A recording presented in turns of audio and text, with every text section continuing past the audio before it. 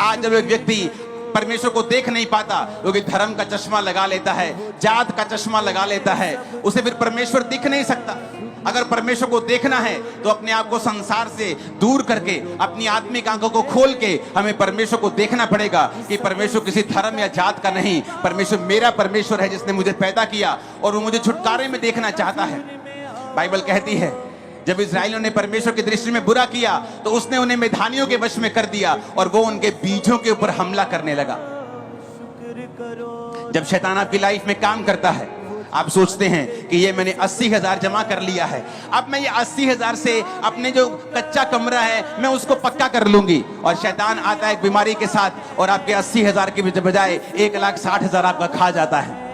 आप सोचते हैं ओ मैंने अपने बच्चे के लिए सारा कुछ दे दिया है, मैंने बड़ी मजदूरी की है, मैंने बड़ा काम किया है, मैंने घरों का काम करके, मैंने खेती करके, कैसे भी करके अपने बच्चों को बड़ा किया है, और शैतान आता है और उन्हीं बच्चों को नशे की लत लगा देता है, क्योंकि शैतान हमेशा बीज के ऊपर हमला करता है। आप सोचते हैं कि अब मैंने कुछ कर लिया है, अब मैंने अपने बच्चे को फौरन भेज दिया है, और वहां से न्यूज आती है कि आपके बच्चे का एक्सीडेंट हो गया है, क्योंकि शैतान बीज के ऊपर हमला करता है, आपके बिजनेस के ऊपर हमला करता है, आपकी सेहत के ऊपर हमला करता है।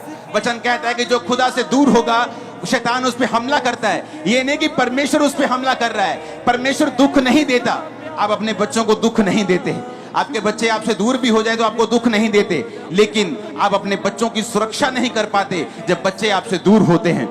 जब आप परमेश्वर से दूर हो जाते हैं, जब आप दुनिया के पाप में चले जाते हैं, व्यभिचार में चले जाते हैं, चोरियां करने लगते हैं, कुंडियां डालने लगते हैं, अलग अलग प्रकार के आप गलत काम करने लगते हैं, तो बाइबल में लिखा है आप परमेश्वर की दृष्टि में आप पापी बन जाते हैं। जब आप पापी हो जाते हैं तो शैतान के पास अधिकार होता है कि वो आपके बीजों के ऊपर हमला कर सके और आपके ऊपर अटैक कर सके। लोग बोलते हैं अगर परमेश्वर जिंदा है तो हॉस्पिटलों में लोग मर क्यों रहे हैं? अगर परमेश्वर जिंदा है तो इसका इकलौता बेटा कैसे मर गया? इसके ये भी 3 महीने पहले शादी हुई थी, ये कैसे मर गया? परमेश्वर ने उसे नहीं मारा, शैतान ने उसे मारा है। जब हम प्रभु से दूर होंगे तो परमेश्वर की सुरक्षा फिर हमारे जीवन में काम नहीं करती। जो परम प्रधान के छाए हुए स्थान में बैठा रहेगा वो सर्वशक्तिमान की छाया में ठिकाना पाएगा, लेकिन वही ठिकाना पाएगा जो उसके छाए हुए स्थान में बैठा होगा। अगर हम परमेश्वर से दूर हैं तो शैतान हमारे बीजों के ऊपर हमला करता है।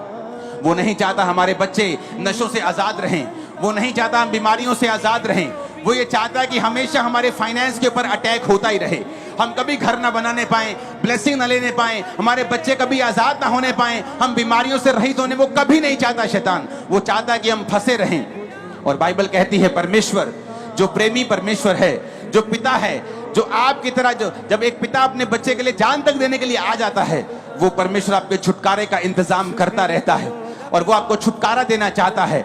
वो आपके बीजों को नष्ट होने से बचाना चाहता है। जिस तरह गिदोन को उसने चुना, पुराने समय में उसने मूसा को चुना। मूसा पूरी इजरायली कौम को, 20 लाख के करीब लोग थे, पूरी इजरायली कौम को चमत्कारों के द्वारा उन्हें वापस ले आया। परमेश्वर ने गिदोन को चुना। वचन कहता है कि जब परमेश्वर ने गिदोन को चुना तब भी इजरायली दुखी थे, क्योंकि वो परमेश्वर से दूर हो चुके थे। परमेश्वर से दूर थे तो शैतान ने बीजों पे हमला किया और इजरायलियों ने फिर परमेश्वर की दुहाई दी। जब इजरायली परमेश्वर की दुहाई देने लगे कि पिता हमें बचा, हमने पाप किया है, आगे से पाप नहीं करेंगे, आगे से कोई गुनाह नहीं करेंगे। बाइबल कहती परमेश्वर ने गिदोन से बात की। परमेश्वर ने कहा गिदोन, 8 आयत में लिखा यहोवा ने इजराइलियों के पास एक नबी भेजा जिसने कहा इजराइल का परमेश्वर यहोवा यूं कहता है कि मैं तुमको मिस्र से ले आया और दास्तव के घर से निकाल ले आया।